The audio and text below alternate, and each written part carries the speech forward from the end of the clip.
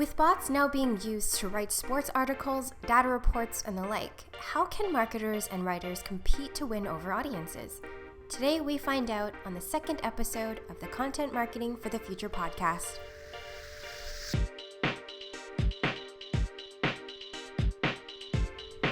Hello folks, Amanda here, back with a new topic and guest for the Content Marketing for the Future podcast. A big welcome to those who are here for the first time, and thanks so much for tuning in. We publish a new episode every other week and a summary on the Atomic Reach blog. Today, we will be talking to the director of Buzzsumo and the new Ender's Pink app, an app that helps you pull together all the recent articles on any topic or domain that publishes exclusively about that topic. Let's welcome Steve Rayson. Hi, Amanda. Hi, Steve. How are you? I'm good, thank you. Very good. A busy day, but good. We just did this launch this morning, so that's taken up most of my day, but it's getting there. So it's settling down a bit now. Right. I read a little bit about the launch. What's busy about it? What's keeping you going today? It's going down very well. Just lots of questions about it, really. But yeah, it's always on these things. You think it's straightforward, and then people start using it, and then you get lots of questions. Same thing goes for us. We have a new feature, and we find so many different ways to ask questions about that one thing. And then we find bugs, and then we have to fix stuff. It's just a never-ending process. Yeah, and no matter how much you test, until you put it out, you never find all the bugs. That's very true. That's just how it goes. So are you ready to talk about robots in publishing? I am, yeah. I made a few notes. So, yep, I got them here. So That's good, yeah. Okay, so to get started, I wanted to pick your brain about your role at Buzzsumo and Ender's Pink. So what's your day-to-day like, and how has it changed over the years? My days vary a lot. So we're a startup, and when you're a startup, you tend to do anything that's needed. So my days vary a lot, but broadly, I look after some of the more strategic stuff at Buzzsumo, some of our partnerships, like the one we announced today with Majestic. So I tend to look after those broader issues. I also do all the research for our blog posts. I'm a bit of a data nerd, really. I quite like diving into data and trying to spot patterns and things. So I tend to do most of the research for our big data posts as well. So it can vary. One day I can just be researching data to try and find useful trends. Another day I can be meeting partners and talking about potential relationships and new features. So so it's varied, which I like. That's great. Yeah, I really enjoy your writing style. It's very animated and references pop culture, which a lot of people can relate to. And so when you talk about your blogging, what's your process for digging into your data and finding out what to write about?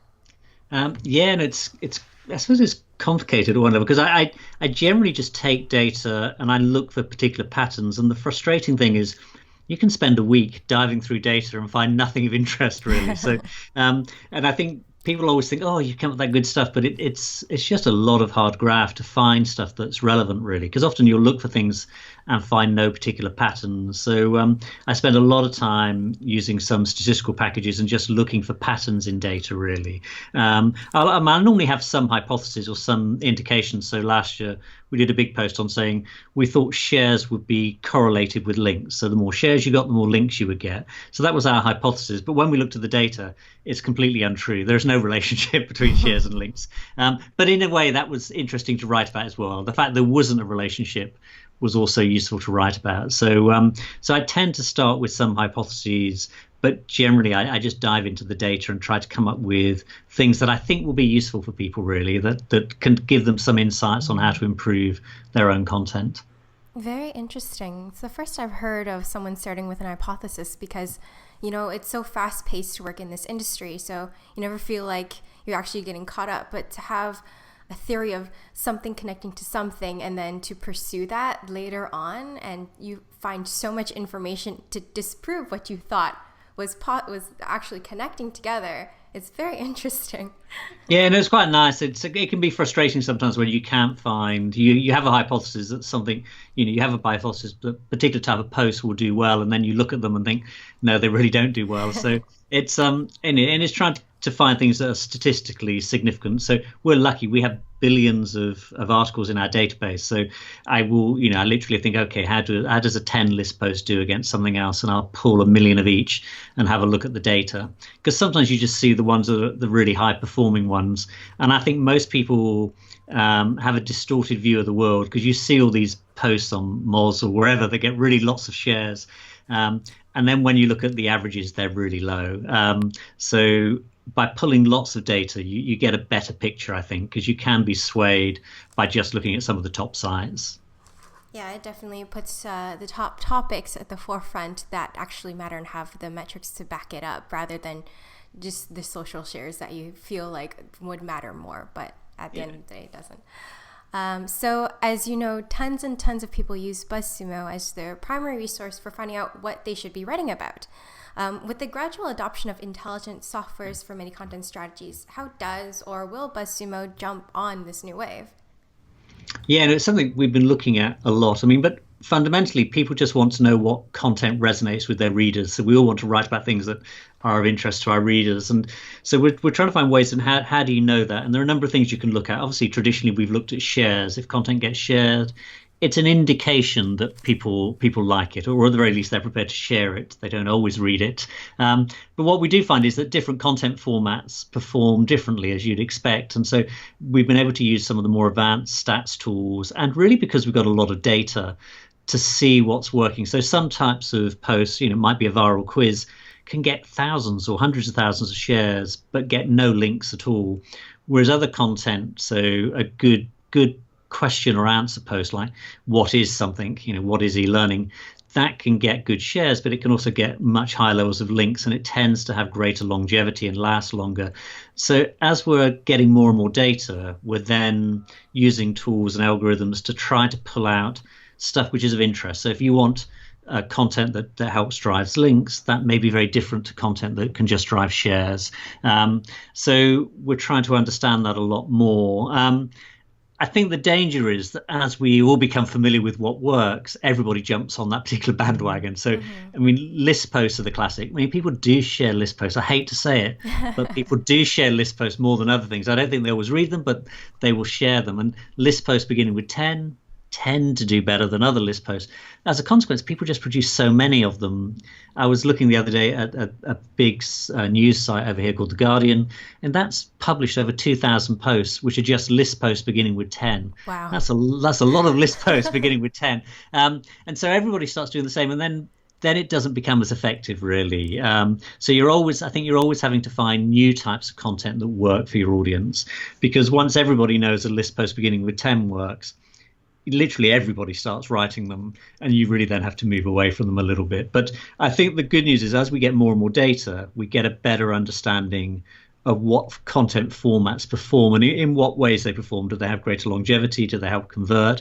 Do they get more shares? Do they get more links? And as we get more data, we can begin to see much clearer patterns, I think. So we are looking at all of that and looking at how we can use more intelligence, but generally we're using intelligence in a slightly different way. We're tending to use algorithms and artificial intelligence to help us classify content. So, we might crawl a billion posts and we need to classify them into topics. And so we're using simple machine learning methods where we can train our algorithms to say, okay, that article is about content marketing, or that article is about e-learning. And so at the back end, we're using algorithms quite a lot. People wouldn't necessarily see it, but if you type e-learning into Buzzsumo, you'll see you get lots of articles, and they don't even necessarily mention e-learning. It's just that our algorithm has gone through them and analyzed them and come to the conclusion that actually it is about e-learning, even if e-learning's not in the title or anything. So our users don't necessarily see the tools that we're using, but if you type in something like e-learning, you will see what I mean, because we'll pick up lots of articles which don't have e-learning in the title or anything like that. So, and that's because an algorithm has gone through it and classified it. So we're using algorithms in that way to hopefully help our users find better content. I mean, we're not Google, which has tons of money to do these things, and Google is incredibly clever at knowing what you want. But we're getting better in being able to classify content. So there's some of the things we're doing with machine learning. When it comes to machine learning, then, would you say, like, if someone actually opened an account and invested in Buzzsumo, would they get more specific recommendations from their search history, or is it the same as someone who's just looking at the top like 30 or 10 posts of that day? Yeah, at the moment you get the same really. Have been looking at. The problem is we're not a sharing platform, so we could look at the more you share, etc. We could give more weight to that because we know what you like. We have now got a few things like saved content, so you can save content now, which is great. So when I'm doing my research, as I come across articles I like, I save them to little different saved lists. So and that's really useful. But and so we can sort of look at what do you save, what do your team save. But at the moment, that's really early days. We're generally just trying to improve it overall. So if you type in content marketing or e-learning, as I say, we try to find articles that are really relevant, even if they don't specifically contain those words. I think that's a lot more useful than typing into Google and you get a lot of random results that probably aren't as useful to you, and you're just wasting time, even if it's on the first page of search. Yeah, I mean, Google is great, but personally, I still quite like to use the advanced search, which so few people use, because if you just put a couple of words into Google, I can almost guarantee sometimes what you're going to get. I mean, we all get slightly different results, but because it's based on authority, if you typed in e-learning, I think it's highly likely that Wikipedia would be page number one because it's very authority based, whereas Buzzsumo, we're not so authority based. We're just simply saying this is popular content, this is getting well shared, or this is getting lots of links. So it's slightly different, and we have that time frame. So you could say, what was the most shared content in e-learning this week? That's really easy to find in Buzzsumo. It's impossible to find in Google. But on the other hand, Google would say this is the most authoritative content on e-learning, and it would have a much better list than we have. So it partly depends what you're looking for, I think. Mm-hmm. And for more seasoned bloggers, researchers, I feel for myself, I'd rather go into Buzzsumo to get information that I probably can't find in Google, because Google, everyone sees that information. So I want something new to share with people. Yeah, and I think that's the key. I mean, Google generally gives you similar results each time because it's based on authority. Authority doesn't change that much. So it tends to give you, for every search, similar list of results. You can go to Google News, but that tends to be more PR releases and things. So, people say to me a lot, I prefer Buzzsumo to Google, which is a bit weird because we're very small. But I understand what they say. If I want to see what's the most shared in my area today or yesterday or this week, Buzzsumo will give you that. Definitely. So in your article, The Future is More Content, you looked into Washington Post's publishing strategy. What did you learn when it came to using data and technology to increase the quality of content and visitor growth? Yeah, I'm really interested in this because obviously since Jeff Bezos effectively bought it and took it over, I'm interested in what he's been doing with the Post. And I'm particularly interested in what they've been doing of what I would call long tail content, which is, we all have long tail audiences. There's your core audience, and then there's lots and lots of niche audiences, which generally most of us can't cater for because there are just too many of them. But what they've been doing at the Washington Post is quite interesting. They've definitely increased the quantity of content, and they're catering for a wider range of audiences. And for me, that's quite interesting because it's different to what we tend to do and what most blogs tend to do. But basically, by generating content for long tail audience, each individual article may not get that many views or that many shares, but overall, the traffic can increase because you've got so much more content.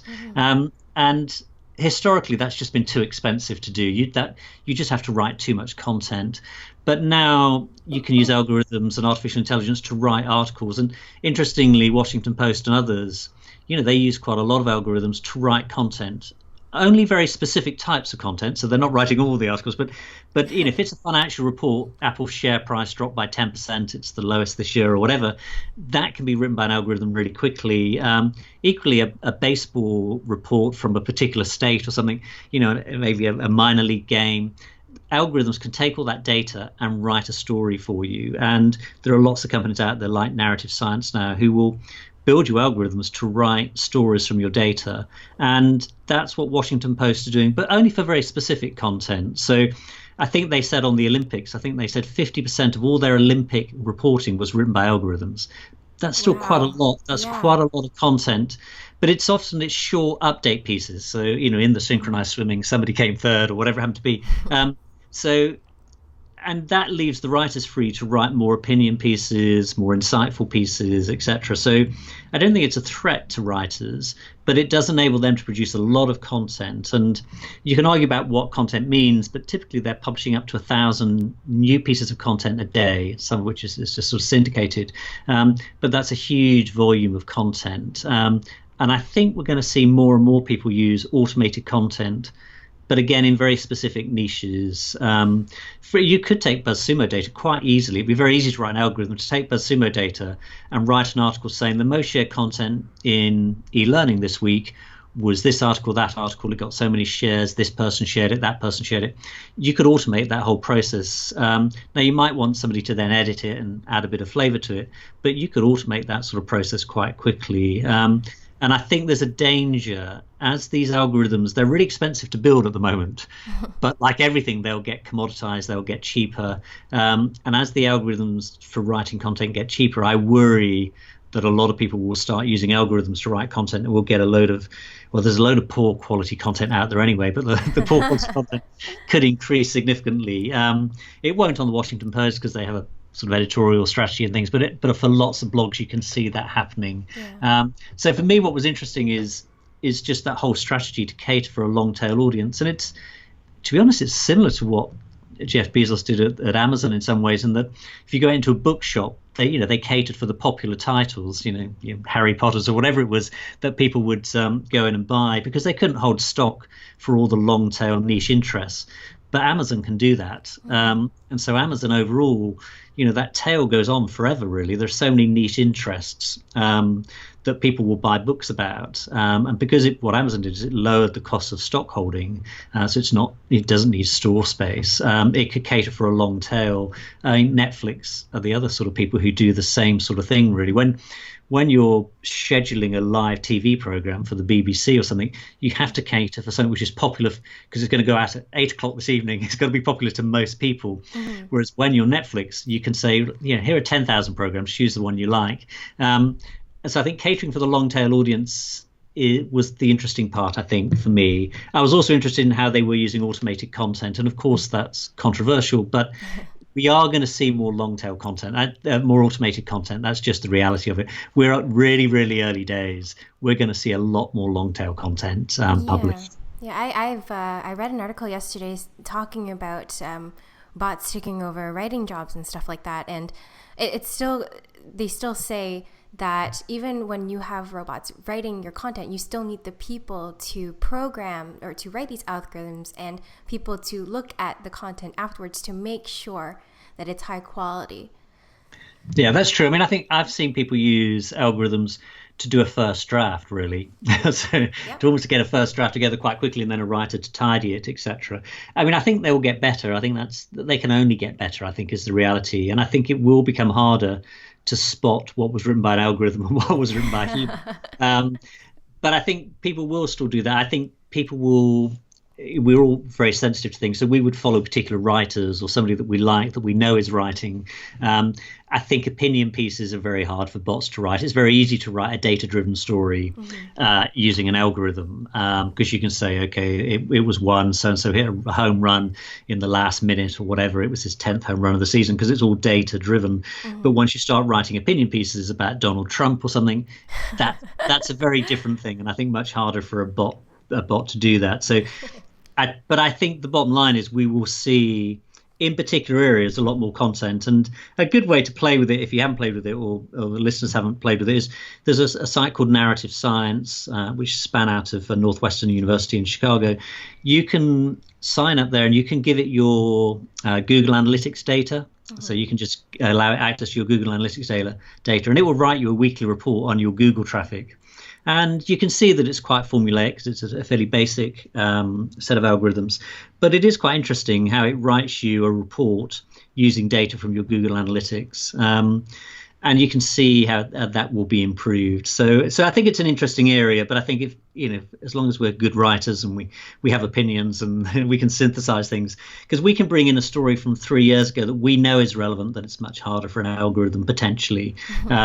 So there is value that we can add But I think that said, if you're not adding value, you're not providing opinion, and you're just writing, share prices went up or down, etc. If you're not really adding value, adding opinion, then a bot probably could do it. So that's the danger. Well, it'll definitely differentiate between the good writers and the bad writers.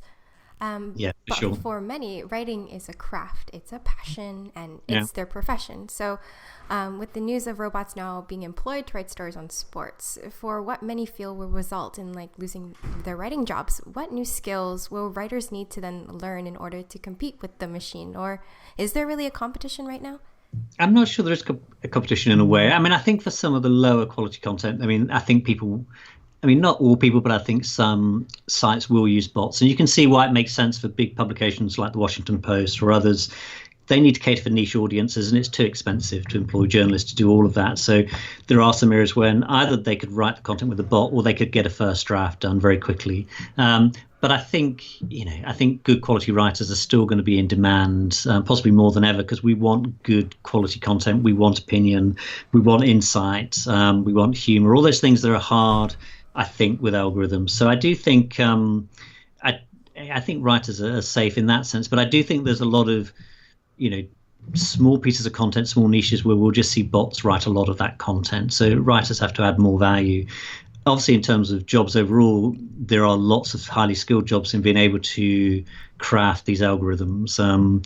The danger is once they've set up, they sort of run for quite a while. So, but there also need for those skills. But I think, to be honest, this is true across all of our society. It's not just about writing. I mean, we use accountancy systems at Buzzsumo, and I'm surprised. I worked traditionally in a bureaucracy where we had lots of finance people processing and allocating payments. Now people pay by credit card. It gets allocated to the right account. It goes straight into Xero, our accounting system, that automatically produces us reports. It doesn't touch a finance processing person at all. So because it's just processing data and numbers. And so it's not just writers. You can see lots of areas of society where robots and algorithms will take over quite a lot of that. And then we have to find more highly skilled jobs for people to do. But there are some worrying trends across society as a whole. But I think we'll always need good writers. I think, algorithms to write really good high quality content are still some way off. Mm-hmm. So then if it's not directly going to affect writers so much right now, but it is affecting other industries and other jobs. For marketers specifically, how will intelligent technologies affect how they make their content strategy? Yeah, and I think it's difficult. I think for all of us, content strategy, I think the key is obviously to have one and to know what sort of content that you need. So sometimes I see people writing blog posts for the sake of writing a blog post. I quite like to have I have a really simple content plan, which and I have different types of content. So I know there's sort of awareness content, there's more detailed research content, there are case studies which help convert, etc. So there's different content for different stages of your funnel, and you need a plan for that. So I think it's interesting in terms of what you'll do, but I think for some of your lower level content, you could use algorithms to at least write some initial content for you potentially. But I think mainly the way the technology is affecting us at the moment is that it's affecting all of us. It's easier to produce content. Tools to produce content are getting easier. You can now produce video really easily, using Facebook video, etc. So I think we're just going to see more and more content. People didn't like my post necessarily, but I think it's true. We're going to see just more content because there are more people on the internet. The tools are getting easier. It's easier to do video, etc. So we're going to see tons of content. So the challenge for us is to stand out. And I think the technology helps there as well because we have so much data. We can begin to see the sorts of content that stands out. I mean, really simply in Buzzsumo, you can put in a topic or you can put in your domain, and you can see your content that works well compared to content that works less well. And so we can begin to get insights that help us, I think. So the technology will help us as well. But the real danger is as the technology gets so easy, we're just going to see tons of content out there, and then we have to stand out from that crowd. And for me, I think what it means is an amplification strategy. I think people spend too much time sometimes on writing and producing content and not enough time on amplifying it. In this really noisy world, people just don't find your content anymore, even if it's fantastic. I think it's you've got to get it amplified. So maybe that's emailing your select group, maybe it's through social sharing, maybe it's through an influencer, referring to your article at a conference. Maybe it's through people linking to your content. Maybe it's paid amplification through Facebook ads, etc. But you need some strategy to amplify your content. It's simply not good enough to hit publish and think your job is done. Because, the end of you know, that, no, it might have been at one time. If you wrote really good content, people would find it. There's so much content now. I think the people who win are not necessarily the people with the best content. I think they're the people with the best amplification strategy. So I think the people who spend more time on amplification can actually get better results. I mean, you'd want hopefully high quality content to always win out, but it's got to be seen, it's got to be read. That means it's got to get in front of people. And that's just harder to do these days. I mean, unless you're a big brand and you've got a lot of money that you can do a lot of paid amplification, that's quite hard, I think. So when you're talking about the amplification strategies and what you like to do for that, what content do you look for what do you look for in content that stands out to then promote and put into your amplification strategy? Yeah, it depends what we're trying to do and at what stage of the sales funnel and all those sorts of things. But for each stage of the sales funnel, we will think about content which performs well. We will analyze different content formats and decide what works well. We will also look at content where we have a gap and then try to fit that. So, for example, I'd think one of the best forms of content is simply content that answers questions, and it seems really obvious. But we don't have posts on Buzzsumo like what is shareable content. That will probably be quite a good post, and probably something we should write, because people may ask that question. And we know that's a really good content format for longevity, for links, etc. But often we're so keen to write about the new thing, we don't go back to some of the basics, like what are some of the basic questions people new to our industry are asking. But for each piece of content, we'll then just see how we think we can amplify it best. Sometimes we do some stuff. If it's around Facebook, we might pay for a bit of Facebook amplification or work with some Facebook influencers to get it out there. But I think the key thing is we would always do some amplification. So I published a blog post this morning. I drafted that post about 2 weeks ago. Now, I don't publish many blog posts for Buzzsumo. It's generally about one a month. But I shared it with some big influencers. I got their views on it. And a number of those people have already then shared it for me this morning because I've included them in the post. Or even if I haven't included them in the post, and not all of them I've included, but they're aware of it and they've contributed to my thinking, etc. And so that's helped to amplify it. And also we've segmented our Buzzsumo database, so there will be an email mail shot that's gone out literally about now to a segment of our audience to encourage them to have a look at the blog post as well. So we have a number of strands, and we're also paying for an amplification of a Facebook post a bit later. So there are a number of strands that go into that piece of content and getting it amplified. It's not we publish it and then we think, oh, right, now how do we amplify it? Because I think the danger is that people don't, and very few people read your content. And the danger then is you've wasted your time. You spent all that time researching, writing a fantastic post, but if you don't amplify it and it doesn't get out there, it's a real waste. And I feel sad when I see sometimes people put something out and it gets 20 shares or something, or so very low numbers of views, and it just means it hasn't really been amplified. So how do you fit, as a startup, how do you fit that kind of timeline into your schedule? Because to me, we're just go, go, go here. And I wish we had time to develop an amplification strategy ourselves. Yeah, I'm not talking about anything too grand. I'm just saying for each post, and we have a Google spreadsheet. It's really simple. It's Google spreadsheet. Who's drafting it? When will the draft be ready? When are we going to publish it? And then we have a number of columns saying how's it going to be amplified. So who did we contact before about inputting to it? Are we going to do a Facebook thing? Who would we email about it? Because we don't necessarily want to email everyone all the time. So is there a particular audience? So it might be, if it's about Facebook, only our agency customers use our Facebook Analyzer tool, so we might mail that segment of the database to highlight it for them. Or it might be people who opened a particular mail from previously. So if 2,000 people opened a mail last time about a Facebook post, we might segment and target those people. But each line on the spreadsheet, there's the amplification column. So it's not a huge strategy, but it's just thinking about how is it going to get out there. And I also think you just got to start with why will people share it? Why will people link to it? And I'm increasingly of the view that I want content that gets shares and links, which is what I was talking about this morning, really, my blog post, which is getting shares is fine, but shares tend to take place quite quickly and then they die a little bit, whereas links tend to build over time, and they have sort of greater longevity. So certain types of content gets more links. So, a viral quiz or a list post doesn't tend to get the links of, let's say, a good question and answer post, a good comprehensive guide or a strong opinion post. Those all get much more links typically than some of those other content formats. So it depends what we're looking to achieve. Typically, I know that research posts, and I can prove it with data, original research gets a lot more links than other forms of content on average. And so if you look at sites like Pew Research or any big research site, people link to their research because it's authoritative, it's new.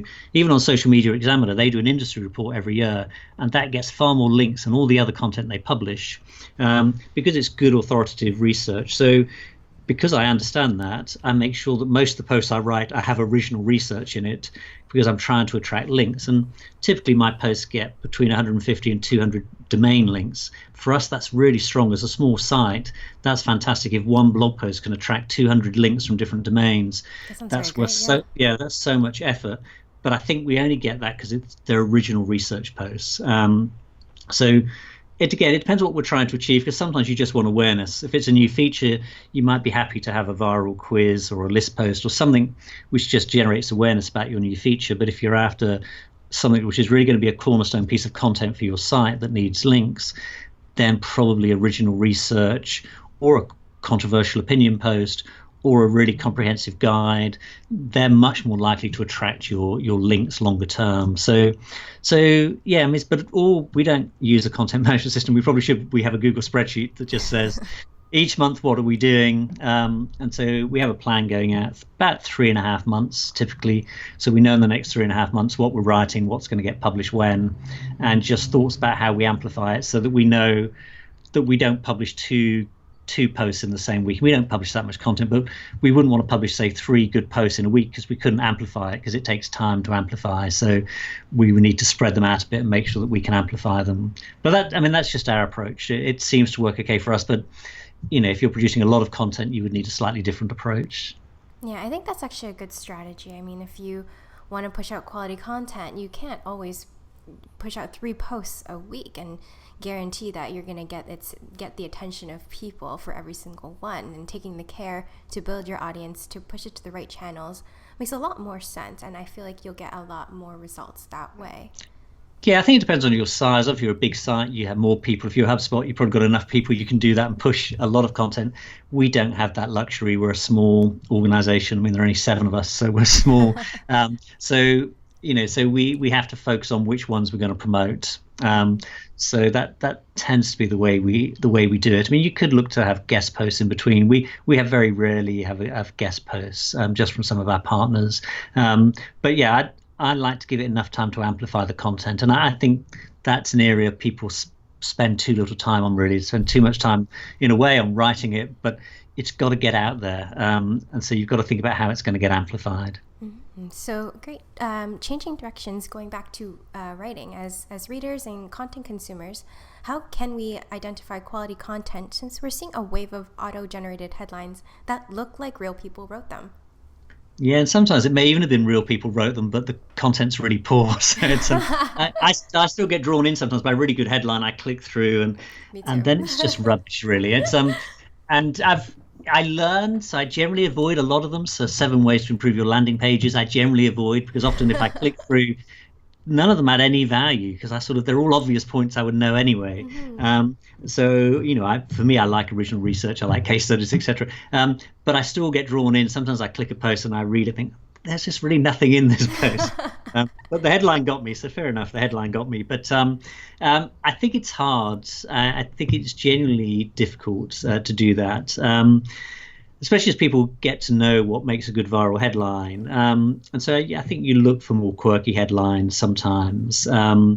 And we know some of the viral headlines that are dropping out of fashion now. But I think it's harder, and I also think it's going to be really hard to differentiate between what was written by an algorithm, what was written by a human. I think it's going to get harder, and maybe it doesn't matter if it's that good, if it gives you what you need. But I think it's just going to be hard. But we're all using our own senses, aren't we? As I say, I come back to about trust, I suppose. There are certain writers I like, so I will always read. So there's a guy called Tom Tungus who writes stuff for startups.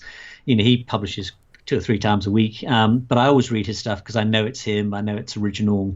So I begin to trust certain types of sites and authors, and that makes me much more likely to click through. I also trust quite a few people in my network. And so if people in my network share something, I might look at it as well because other people are sharing it or commenting on it. And so I suppose I try to use authors on my network as sort of filters, intelligent filters to help me. But of course, you can't just rely on that because you need to find things yourself. So using Buzzsumo and our sort of content curation tool, sort of Anders Pink for Teams, really. We have this tool which allows you to put in any topic, and then we'll just create you a daily briefing on a topic. And I use that a lot to find new content. It means I see quite a lot, but I quite like to scan the headlines and say, okay, I know what people are talking about. That's relevant. That's not relevant. Some people like less is more. They like to be given just 3 articles to read. I quite like to see 20 articles and decide which ones are most relevant because I can scan stuff quite quickly.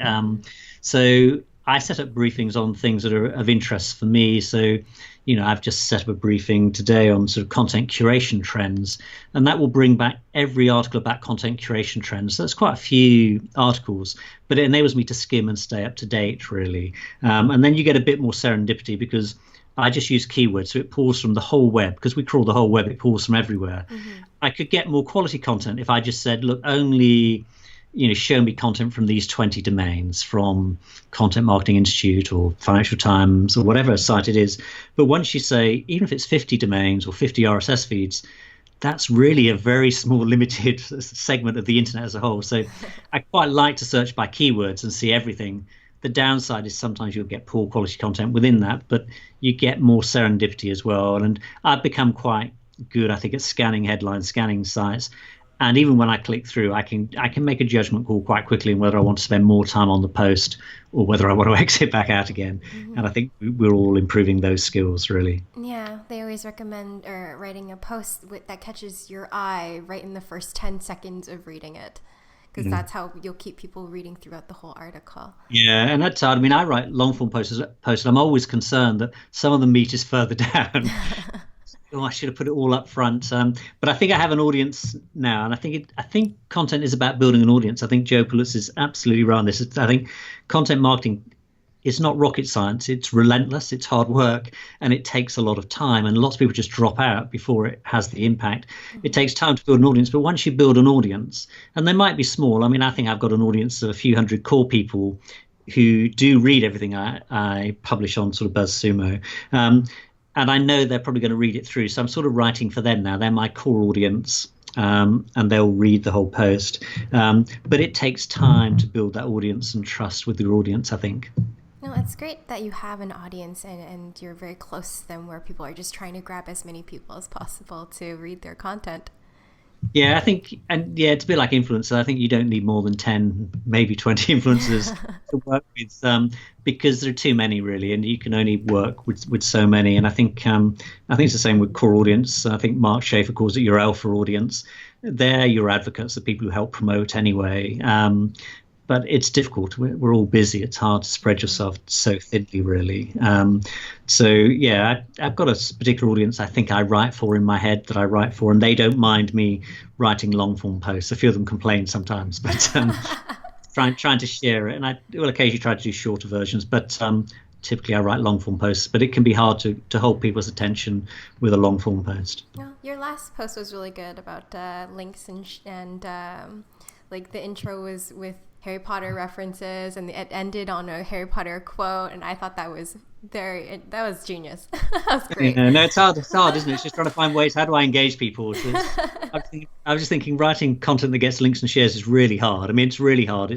you can write content that gets shares. Sometimes you can write content that gets links, but writing content that does both is very rare. So I think, what's rare? So I read my kids all the Harry Potter books. I think, what was that creature they conjured up? It was really hard to conjure it up. So Patronus, that's what it was. So then I went away and looked at it. So, okay, I use that as my analogy. So yeah, I don't know whether it will work. Some people who've never read Harry Potter, it will be completely, the image, even the image at the top of the post will be completely over their heads. So there's always a danger when you do that you may miss a large part of your audience. Well, she did sell quite a bit of books, so I think you're safe on the Harry Potter front. Yeah, you just never know. Okay, well, to end things on a fun note, I'm curious to know, what was the last thing you searched for in Buzzsumo and the Anders Pink Up? Oh, yeah, well, it was quite boring. That's what I did earlier.